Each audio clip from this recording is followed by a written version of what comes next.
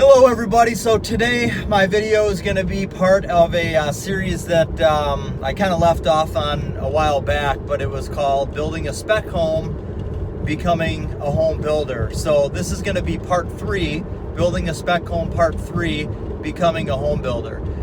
Before I get into that, yes, this is still me.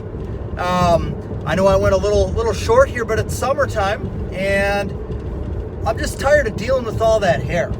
I work outside a lot. My second love is not just gardening in the sense that you may think of it. More, we're building our property, which is called the Lawrence Garden Farm, and we every year are building new gardens and doing landscape, and eventually we want to turn the whole property into beautiful gardens and landscapes, and people can come and see, maybe host events there, things like that. You can check out that channel at the Lawrence Garden Farm on YouTube.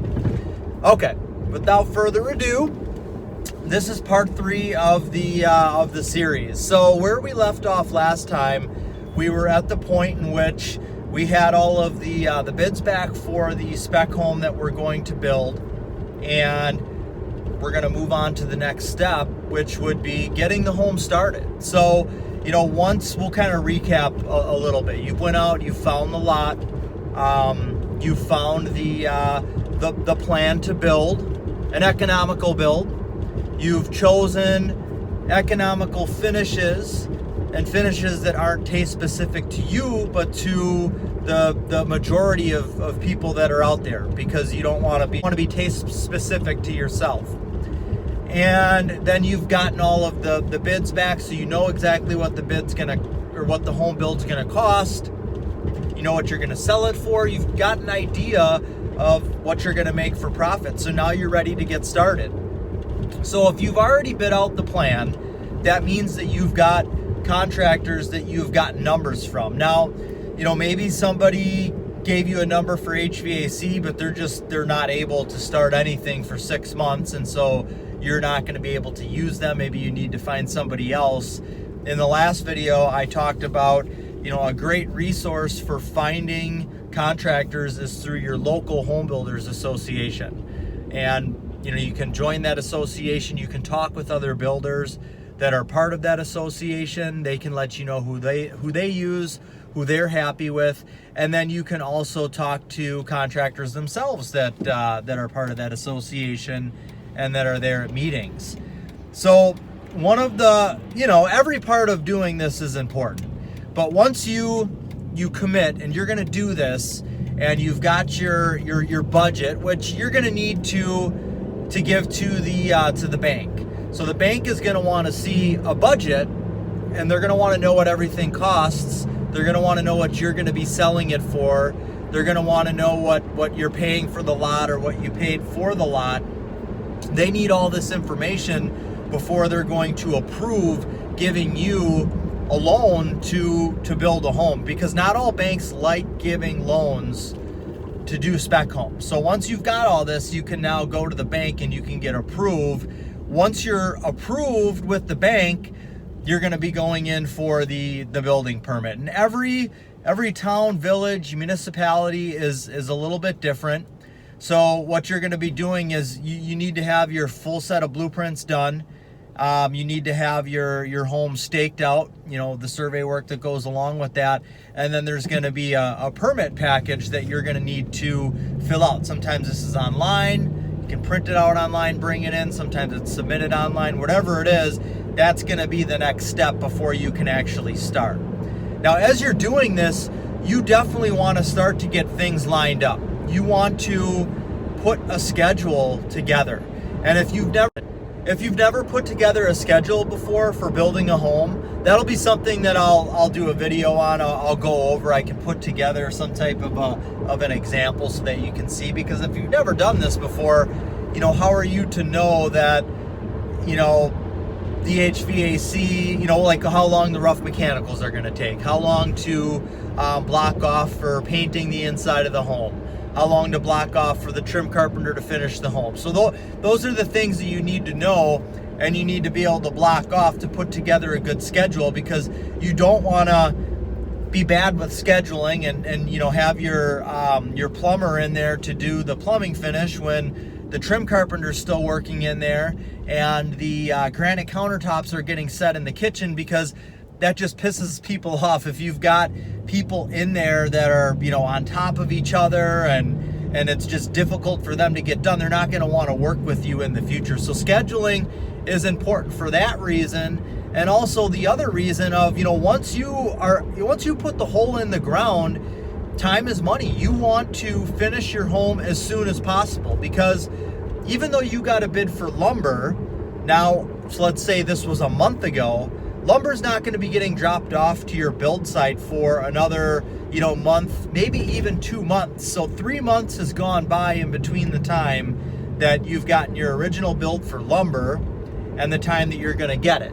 Same with shingles, cabinets, other products in the home. And in the home building industry, from year to year, prices increase on things. So if you got your cabinet quote in November and now you're starting your house in, you know, December, but you're not actually going to be getting cabinets until February, the cabinets may be 5% more than they were when you got the quote for it. So the faster you can build the house, the more profit that you're going to make on it. The less money you're going to lose on it, the more your bids are going to be accurate. So as soon as you put the hole in the ground, you want to be off to the races there. And you don't want to rush through things so that you're missing things, but you don't want the house sitting for periods of time. And in our area, if we're going to be building a spec home from start to finish, and let's just say it's 2,000 square feet, 2,000 square foot ranch. We have a full basement here in Wisconsin, so there's the whole step of digging the hole, putting in the basement, letting the basement sit for a week before we backfill, and then having framing start. It's a 6-month build, and that's pretty efficient, because right now everybody is busy. So, you know, when things were slower back in the, you know, mid 2000s, 2010s, 8s, 7s, you know, build time, you could probably do 4 months, 5 months. But now that everybody's busy, 6 months is a pretty quick and efficient build time. So I would say that's what you would want to kind of strive for. And that way too, you know, when you're going to need to market the home, you know, you can tell people if somebody's looking for a house, hey, I'm starting one, it's going to be done in 6 months. So your next step is putting the schedule together and going in for the building permit. Once things get started, you need to stay on top of the contractors to make sure that they're going to be there the days that they say that they're going to be there. You know, when it comes to digging the hole, that's weather dependent. You could have 2 weeks of wet weather where they're not able to get out there and dig, and it's nobody's fault with that. But then when it comes to, you know, the house being framed up and it's time for the plumber to be in there and start his rough, and he told you that he was going to be there today, and he's not there, you need to be on him, because if they don't hear from you, then, you know, it's not that big of an issue for them. A lot of times the squeaky wheel gets the grease. You know, it's the person who is always on them who they're going to go to and they're going to take care of. If you're not on them about things, well, then they don't think it's that big of a deal, and they know they can put you off a little bit more. So you need to be a hound. Now, not to the point in which these contractors don't want to work for you anymore. You know, once you get an established team of people that you're using, it's really not as much of an issue. But you still have to stay on top of things. If this is your only home that you're doing, you need to be at the job site at least every day. You want to be on top of things. If there's a problem that happens, you want to see it and be able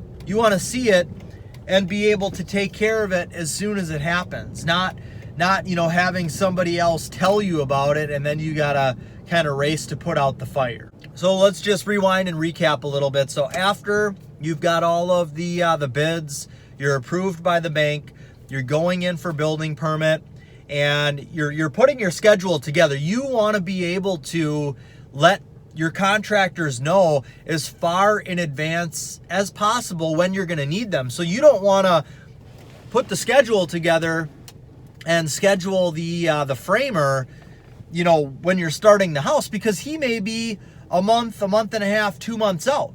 You want to give people as much notice as possible, because that way they're going to be there as soon as you're ready for them. So scheduling is a huge thing, and it's going to be a learning process.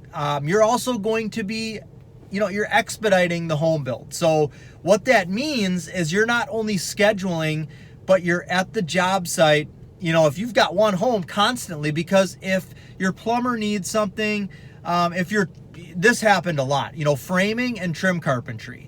The framing material, they could be short 22 by 4s, or they could be short, you know, 10 joist hangers, or the trim carpenter could be short this, that, or the other.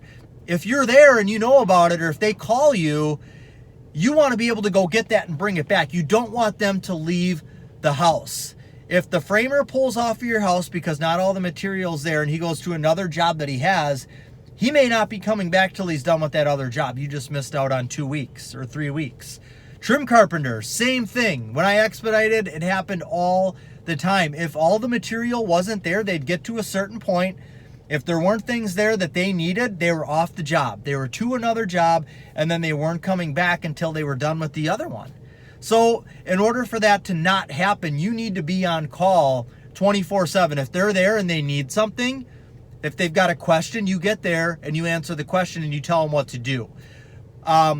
People aren't just going to go ahead, and if something is shown on the blueprint, but it's not like that in the actual house, the trim carpenter's not just going to make a decision, well, I'm just going to do it this way because I think this would be the best way. Very rarely does that happen. Most of the time they're going to call you. They want you to give them the approval and the guidance in which way to go. So being an expediter means that you're always on call. Make sure you're answering your phone, because it's somebody that needs something. So if you can go and get it for them, it's going to help you move along with your home build project quicker. Or if they've got a question, you can stop over there and answer it so that they can continue to do things. If they've got a question about something and they can't move forward until they have an answer about it, and they get your voicemail and you don't return the call, they're going to leave, and then they're maybe going to go to another job. So it's highly important that the expediting process, which is scheduling and being there to manage the project, once the home starts, that's the most important part of the process. Before that, it was finding the lot, finding the contractors, bidding out the home. You know, every step of the process is the most important process when you're at that part.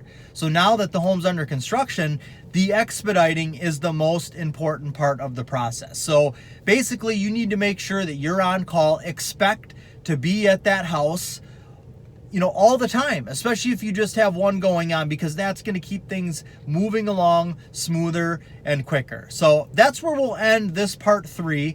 The next part 4 we'll talk about as we're getting into completing the home and what you should be doing while this home's being built. Not only should you be expediting, but you should be planning for the next one, so that maybe this one's sold, or maybe a week from now, you know, once the framing's done, somebody's going to come in and want to buy this home. Well, you need to have a plan for the next one. So that's where we're going to end it today. Let me know if you've got any questions. Again, I'm going to mention that I do a consulting service. So if you are starting a new home building company, if you're going to be starting this process, there's a monthly fee that you can pay me, where I'm basically on retainer for you. I can help you through this process. You can bounce things off of me. I'll always be available to you. Have a great rest of the day. Share this video with anybody who you think it might pertain to. Thumbs up, click the little bells for notifications, and you'll be notified of all of my home building info videos. Thank you. Have a great day. Take care.